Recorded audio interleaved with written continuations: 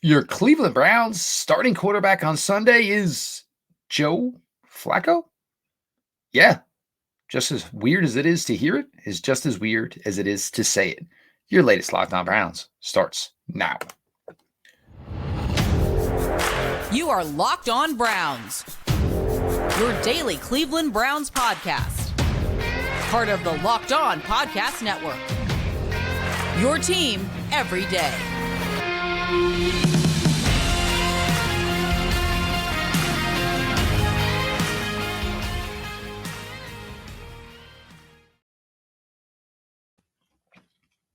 Welcome back, my friends, to the show that never ends, your daily delivery of all things dog pound, LGB, NELOB, the Locked On Browns podcast, brought to you by the Locked On Podcast Network, your team every day. Your host, Jeff Lloyd, and I appreciate all of you who make Locked On Browns your first listen every single day.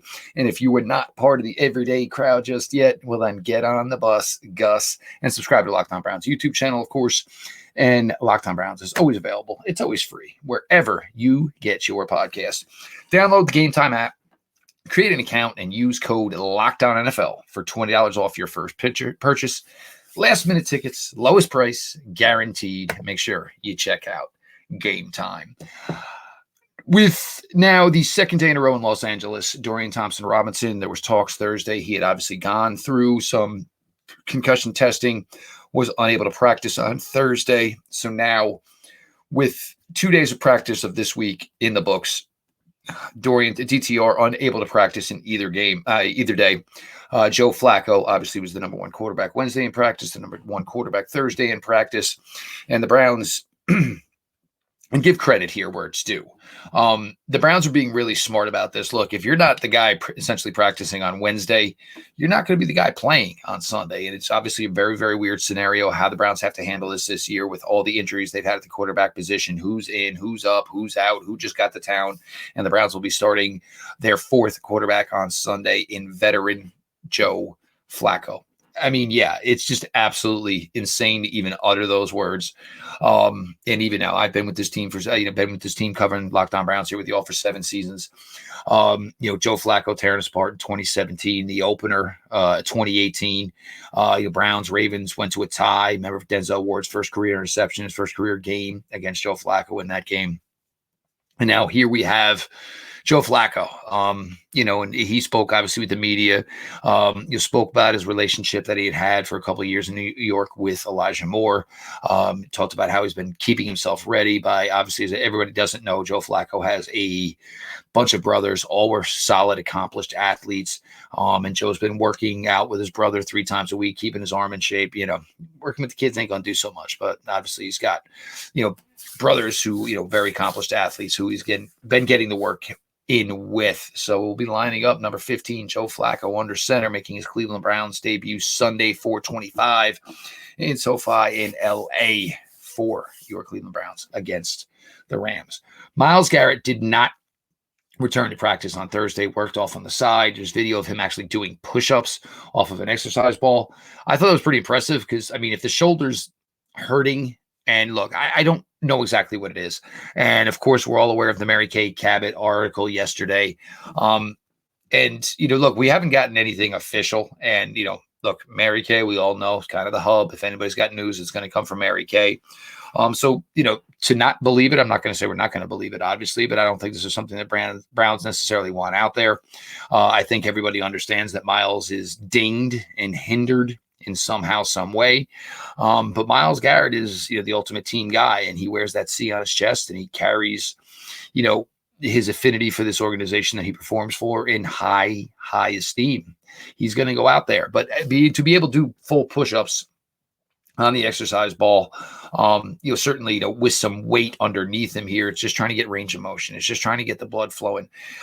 Is this something that, can get better as the year goes on? I don't think any of us know. We don't have a true medical diagnosis as to what is truly going on with Myles. So we'll see the way it plays out here. I think we're going to see Myles in some capacity hit a practice field on Friday. I don't believe there's any way whatsoever that Myles will not be suited up to go on Sunday. He knows how crucial this stretch is for this team at 7-4. He knows and can smell. Look, there's guys on this Cleveland Browns team who have been to the playoffs before. They understand what's in front of them. They understand that they're close. And, a bunch of guys missing games here and there would really, really hurt the opportunity for this team to make the playoffs this year. And I don't think that's something that Myles Garrett is going to allow happen. And if he's got to go out there and they got to basically, if he got to play with the sling, he played with the sling. Let's be honest. This is Myles Garrett we're talking about. Somehow, some way, he's going to find his way out there. And if I were a betting man, I'd bet that there'd be some way, somehow, that Myles Garrett will make an impact. Most everybody else returned to practice. Anthony Walker, who was limited yesterday, did not practice today, and this was due to illness. And everybody who's, I saw some of this. Guys, look, you show up, you got a sneeze and a cough, they send your butt home. The last thing they want you to do is for a possibility of you being sick and infecting 53 others and the staff. They think you're even remotely close to being sick and they don't know what it is. They send you at home. That's just the way it works. One guy is not being at practice is not nearly as important as 53 guys not being at practice on Friday or not being able to go on Sunday or having these issues on Sunday. Amari Cooper did work out a tiny, tiny bit. Look, I'm not worried about Coop. The ribs, I'm sure, are still probably bothering him. But you go back again to week 2, the Monday night game in Pittsburgh, the whole week and even leading up to Saturday, Sunday, and even Monday, we knew Coop made the trip. We had no idea whether or not Coop was going to be able to play. And he went out and put up 7 for 90 against Pittsburgh Steelers team on Monday Night Football. Amari Cooper is a consummate professional. He will find a way to get himself out there on Sunday in a huge, huge game for this team. And we'll get to where the relationship and what we can expect from Joe Flacco here in segment 2. But Amari Cooper may not have to be a heavy lifter on Sunday. One of the more important things for Amari Cooper will just be being out there on Sunday. Browns need their number one guy, certainly. And, Amari, again, he's no foolish. He knows what his role is in this team. He knows how important he is to this team, whether it's actually physically making plays, putting up statistical production or not. Amari Cooper knows the importance that he has within this Cleveland Browns offense. So, again, it's going to be weird. It really is going to be weird to just say that Joe Flacco is currently the starting quarterback for the Cleveland Browns. It doesn't roll off the tongue very well. And obviously, Joe, a Jersey guy like myself, and, talked a little bit about his relationship with Elijah Moore, talked about catching up with Elijah Moore, once it was official and Joe was driving out to Cleveland with his bags, basically ready to set up shop, for the remainder of the 2023 season here with the Cleveland Browns. So as much as I hate it for DTR, because I thought the growth was really, really there, the Browns have a quarterback here, and this quarterback's a little bit different than basically everybody else that they've played to this point this season. And we'll get to break that all down. Joe Flacco, now QB1, at least for the time being, because that's the way it's been all season, for your Cleveland Browns. We'll get into a little bit more of the expectations for Joe right after this.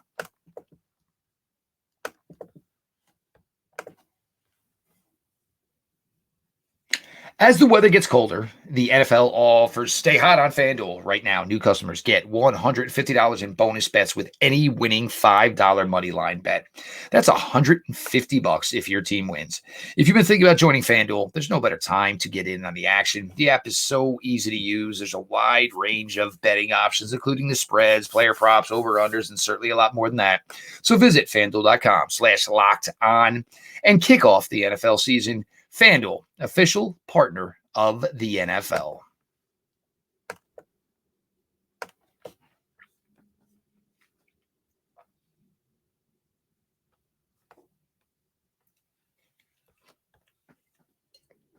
We continue here, your latest Locked On Browns, your headline of the day, Joe Flacco, QB1 of the Cleveland Browns. I am your host, Jeff Lloyd. I appreciate all of you who make Locked On Browns your first listen every single day. The everyday crowd keeps getting bigger and bigger. And look, we all like a good party, right? So the best thing to do to get in on the party and the everyday party is by subscribing to Locked On Browns YouTube channel. Show is always available. It's always free wherever you get your podcasts. So now we get ourselves into this getting ready for the fact that the Browns quarterback is Joe Flacco. And again, just absolutely stunning to say. Of course, many, many years a rival, many, many years sticking it to the Cleveland Browns. And for some of you, I'm sure the shock and awe of Sunday to sit down and say, go Joe Flacco is going to be enough to blow your brains out. I mean, blow your mind. My bad. And with the thought of all of this, but look, Joe is 38, will be 39 in the middle of January. Hopefully the Cleveland Browns are still playing meaningful football right around Joe's 39th birthday. Former first-round pick, obviously was a great accomplished high school athlete in New Jersey, went to Pittsburgh. Things just weren't really essentially working out the way he was, as opposed to try to go to another big school and work his way up the pole. Joe transferred closer to home, University of Delaware, and just became a star for the Fighting Blue Hens. Ending so much so that going through the draft process, obviously he was tested very well athletically. Everybody was all the rocket arm and ended up being a first-round pick of the Baltimore Ravens. Has a relationship with Elijah Moore, and we talked about this, and he actually mentioned that a lot of dialogue back and forth as he was making his trip out to Cleveland with Elijah. Spent part of 2022 with Elijah and certainly parts of 2021 during Elijah's rookie year. Spoke highly of him. And this is, you're going to look here for what Joe can work with. And obviously there is a bit of a relationship between himself and Elijah Moore as far as a working relationship. Talked about this last week with DTR and Cedric Tillman. But the other thing is Joe comes in here, and other than Elijah, all of these guys are new. I'm saying working with Amari Cooper, new. Working with David Njoku, new. Working with Cedric Tillman, new. So for the Rams, they're in a really, really tough spot here. I mean, what are you going to do? Fire up game film from 4 years ago with the Baltimore Ravens? Are you going to look at some New York Jets film from last year? So even though Joe Flacco comes into this game, and I'm not sure what the number amount is or the percentage amount. Is it 65% of the offense he knows? Is it 70? Is it 75? Is it even less than any of those numbers? Who knows? But the point is, even at the Browns, and it's going to be obviously limited to what they're going to put on the play sheet, the Rams have no idea. They got nothing to look at. Zip, zero, zilch. I mean, if you're the Rams, you're going to watch Browns film, but he's not like Deshaun Watson. He's not like DTR. He's certainly not like PJ Walker. You're not going to see any design QB, sweeps like they did with DTR. His threat to leave the pocket and create things with his legs, probably not something we're going to get to see or something we're going to anticipate. And I certainly hope not that a 38-year-old quarterback is not going to put the game on his own legs. One thing I have talked about for years over the Kevin Stefanski regime, and you guys know, and whatever, I don't want to hear it. Yes, I'm a Coach Stefanski backer, but one time, it's funny, you guys always think I agree with everything that goes on here, but one thing I have talked about, and whether it was Baker Mayfield, whether it was Case Keenum, whether it was any one of these 975 quarterbacks now, it feels like, that have played for Coach Stefanski, is it's always seemed like it was an arena league style. They've had issues with whatever wide receiver quarterback combination they've had over the years. This team just cannot get the ball deep down the field. Maybe a quarterback who has a boatload of experience, and this will by far be the most experienced quarterback Coach Stefanski has ever played, had play for him. And maybe it's going to be a little easier to say, hey, Joe, just go ahead and grip it and rip it. And look, if it turns out to be a 50-yard interception, as long as our guys make the play there, that's just as good as a punt. But this could be an opportunity here now to open up a part of this Browns offense under Coach Stefanski that we have not seen ever, legitimately ever. So, Joe has the big arm. You guys go back. Remember that long hail? Well, it wasn't even a Hail Mary. I mean, I forget who the safety was from Denver years and years ago. Joe stepped up in the pocket. I don't know what the safety was thinking, and Joe hit Jacoby Jones, and it must have been 65, 70-yard. Turned out to be a game-winning touchdown. Of course, that was led on to the Super Bowl win, the Beyonce Super Bowl, if everybody remembers. But you get this guy in here, and Joe's arm is still special. It truly, truly is. It was one of the biggest things that drew people to him when he was coming out of Delaware was the arm strength and the size. And he is a big guy. Every bit of 6'5", 235, 240, the rocket arm. I still think the growth for Cedric Tillman can be there. Now, again, this is a young man who's coming in, feels really good about himself. Put up his first real legit production last week in Denver, has been a willing and an able blocker in the run game. And now the Browns are finding a way to get the young man incorporated within the passing game. So, any one of these guys, and we know to say if he's going to be limited or not, we're not truly sure what Amari can give you on Sunday. And I think that's okay, because I think the biggest presence is that Amari will be there and will have to draw coverage. Therefore, it all of a sudden makes things a little bit easier when you go down the line for David Njoku, of course, for Elijah Moore, of course, and certainly for Cedric Tillman. The running game, it's going to, and look, we talked about it last week, and I know everybody was upset, as I was. I would have called the game differently. I would have tried to run the ball earlier more, try to get some more confidence for the offense to have success before I started to unleash DTR. Coach Stefanski went a different route with it. Everybody disagreed with it, but the point of the matter was the game was 17-12, and the Browns had the ball when DTR went out of that game. And to that point in that game, DTR just came off an incredible drive and looked better than Russell Wilson for the time he was on the field. So let's not forget that. But the run game's got to return. You can't expect Joe Flacco to go out there in his first start in, it's got to be 13, 14 months, to go out there and throw the pill around the field 40 times. There's got to be a running game. And look, we saw it again last week with Jerome Ford. The Browns have to identify and have to realize what's working for them right now and what can be consistent as this team goes down the stretch. If anybody watched Sunday Night Football last week, Chargers, Ravens, and basically what the Chargers did was Justin Herbert, Keenan Allen, Austin Eckler. Now, the Browns have better weapons than just those ones, obviously, that the Chargers have. The Browns, Joe Flacco, Amari Cooper, David Njoku, Jerome Ford, certainly can sprinkle in some more, and certainly can sprinkle in some Tillman. But that should be the focus. Let Kareem do his thing. But these are your playmakers on the offensive side of the ball right now if you're the Cleveland Browns. Feature them. And look, if Jerome Ford should get 20 carries, no doubt. You've got to let this young man go do his thing. He is finally, and I told earlier in the season, there's angel on the one shoulder, devil on the other, where Jerome Ford, it was kind of like maybe the offensive line was preaching, just get to the hole and get what you can. Whereas, the running back coach, maybe if you just split it out, pound it up. No, Jerome Ford is now running with authority and conviction. And this team needs to continue that. They need to feature that. Yes, this team was always supposed to be a team that graduated to a pass-first team this year, even when Nick Chubb was still around. But that was based on Deshaun Watson. This is not Deshaun Watson's team right now. He is no longer the quarterback of the Cleveland Browns here for the rest of 2023. You need to do what best suits. And it's difficult, no doubt about it, because it almost seems every week it's a different quarterback. But you have to do what best suits whatever quarterback is playing. It is unrealistic to think that Joe Flacco, number one, at this age, yes, there's probably going to be weeks where he can go out there and go 4 quarters throw for throw. It's not a realistic expectation for Joe Flacco to do that when he's been in the building less than 2 weeks and has not played an NFL football game since early 2022. But Joe Flacco can still bring it, and Joe Flacco should go out there and turn some heads for the Cleveland Browns on Sunday. We got one last segment to get to here in your latest Lockdown Browns. Appreciate everybody for being along for the ride, and we'll get to segment 3 right after this.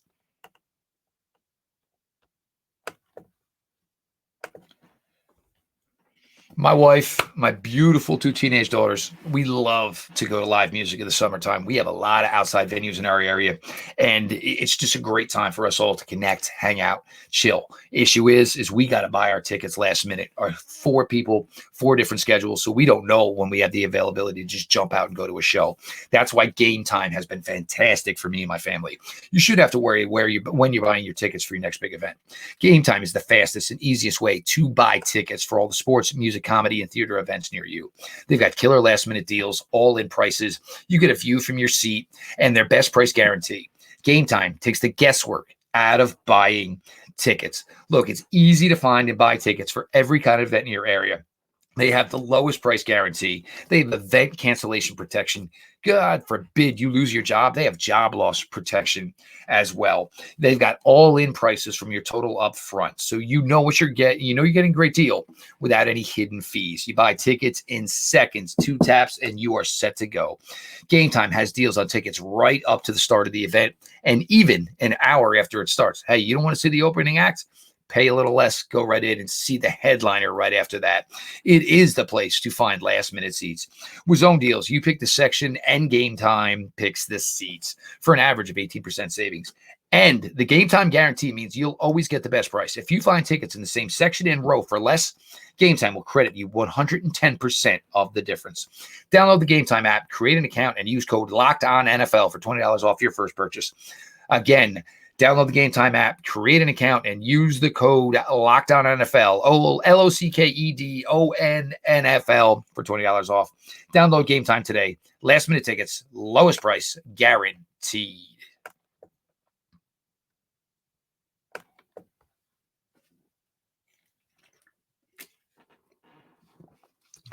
Closing it out here, segment 3, your latest Locked On Browns. We will bring you one more episode, obviously, with all the injuries that the Browns have. And look, this time of year, we don't really know much until Friday. That's kind of when we get all the beans spilled. So look, we're going to do 6 episodes during the week. Heck, if we got to do more, we will certainly do more to make sure we are giving you guys the best Cleveland Browns coverage we can possibly can. Love everybody who makes Locked On Browns their first listen. And of course, the everyday crowd is the hottest ticket going. And it don't cost a dime. Just make sure you're subscribed to Locked On Browns YouTube channel. Now, with Myles and the possibility, of what Myles can be Sunday. And look, we don't really know anything. Again, I'm not poo-pooing on Mary Kay's report. She's always got the goods. But within that report and her saying that there may be some damage, we don't know the extent of said damage. Did it hurt on Sunday? Yes. Is it something that maybe has gotten better over the last few days? Is he going to wear a harness? Myles has been wearing, that black tape the entire season anyway. But here's what you can do. Myles doesn't have to go hand in dirt. And look, obviously we're not, my belief that he is not going to put his left hand in the dirt, probably not going to happen. But right hand in the dirt, stand him up. Myles Garrett does not need to put his hand in the dirt. I don't know necessarily we're going to see Myles Garrett play a lot on 1st and 10. This is one of the joys I have, and we talked the other night with Pete Smith about this, is Alex Smith, a very, very toolbox player. May not be the flashy, aesthetic pass rusher that Myles Garrett is, but he's a guy that goes out there and does his job. He sets the edge. He makes the runs go inside of him. He is willing to take on blocking. He will give himself up for linebackers like Jeremiah Usu-Koromoa, for linebackers like Sione Takitaki. And these guys are expected to make the cleanup and make the plays. Myles can still go stand up over the center, stand up over a guard, take an inside shade between a guard and tackle. And if I'm the Browns, I'm using Myles in a variety of ways, because if he is somewhat limited, which we all believe he's going to be, is the element of surprise is probably the best way to use him. Look, his legs are still good. His hips are still good. His ankles are still good. He's got all the juice still in that lower body. So you want to create a situation where Matthew Stafford is constantly on the look. The center making his calls is constantly on the look. And then you start running the stunts and all of those other types of things that you can do. And Jim Schwartz, look, this is just another way for Jim to get even more creative with what he's done with this Cleveland Browns defense to this point. The key here certainly is going to be the run game. And I don't know in defending run what Myles can essentially give you. So again, that's why I think 1st and 10 opportunities and maybe even short opportunities, goal line opportunities. I don't know necessarily I'm going to waste Myles there. I have faith in Za'Darius. I have faith in Agbanaya Okoronkwo. I have faith in Alex Wright. Most likely the young kid McGuire will get called up for this game. So the Browns should go 5 deep at edge, because you don't know what you can truly expect from Myles this week. But you can use Myles in a wild card scenario.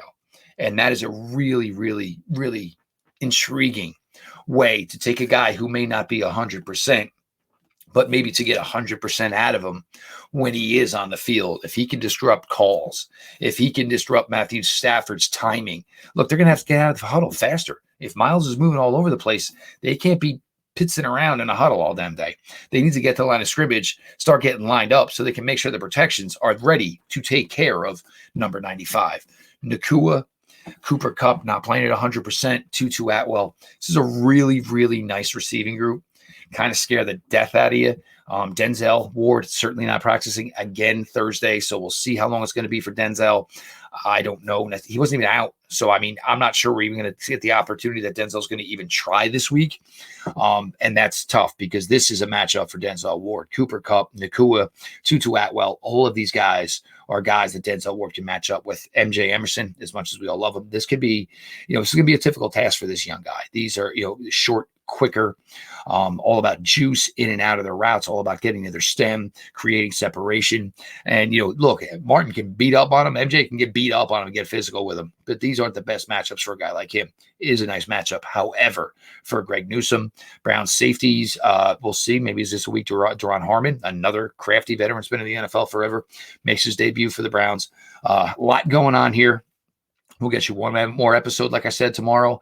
This whole West Coast Browns thing, I got to be honest, it's driving me nuts. I like my information. I like it structured each and every day. But hey, I can't blame the Browns. You want to be in the Northeast where it's cold because it's almost December, or would you rather go spend a week out in SoCal? I think I'd spend the week out in SoCal myself as well. I am Jeff Lloyd. I'm your host here at Locked On Browns. I have now been doing this with y'all for 7 seasons. I plan to be here for another 70 if the good Lord is willing and able. I appreciate all of you who make Locked On Browns your first listen every single day. And again, the everyday crowd, look, we'll open up more, man. We ain't shy about it. So jump in the pool. The water's warm. Join the everyday crowd of Locked On Browns by subscribing to Locked On Browns YouTube channel. Shows always available, always free, wherever you get your podcasts. This has been your daily delivery of all things Dog Pound. LGB on ELOB. Let's go, Browns.